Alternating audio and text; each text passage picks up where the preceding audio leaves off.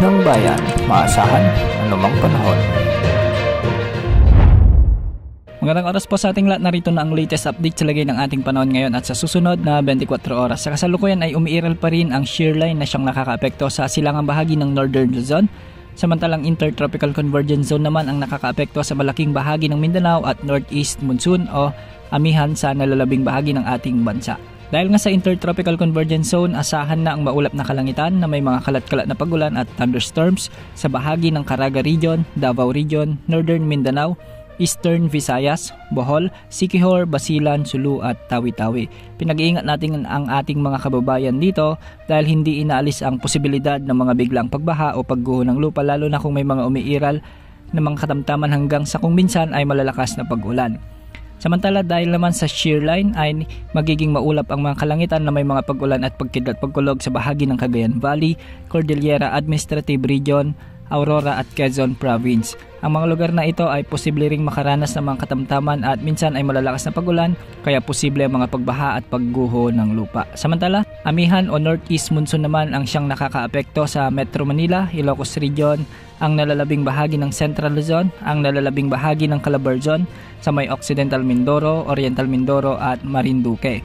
Ang mga lugar na ito ay makakaranas din ng bahagyang maulap hanggang sa maulap na kalangitan na may mga isolated light rains o mga kalat-kalat na mahihinang pag-ulan.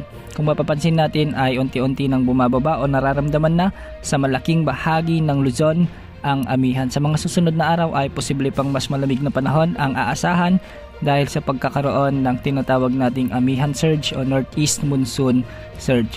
Samantala sa nalalabing bahagi ng ating bansa ay magiging bagyang maulap hanggang sa maulap din ang mga kalangitan na may mga isolated rain showers and thunderstorms. Dulot naman ito ng mga localized thunderstorms. Hindi rin inaalis ang mga posibilidad ng mga flash floods or landslides, lalo na kung may mga umiiral na severe thunderstorms. Bukas araw ng Biyernes ay asahan pa rin ang mga heavy to intense rains o katumbas ng 100 to 200 mm na pag-ulan dulot ng umiiral na ITCZ o shear line sa bahagi ng Camarines Sur at Albay. Samantalang magiging o makakaranas naman ng mga moderate to heavy o katamtaman hanggang sa kung minsan ay malalakas na pag-ulan ang malaking bahagi ng Aurora, Quezon Province, Camarines Norte, Catanduanes, Sorsogon, Northern Samar, Eastern Samar, Southern Leyte at Tinagat Islands. Dulot ito ng mga umiiral na shear line o Intertropical Convergence Zone.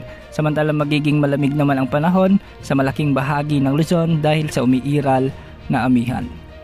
Yan ang update sa lagay ng panahon. Ito po ang weather update ng bayan, maasahan anumang panahon.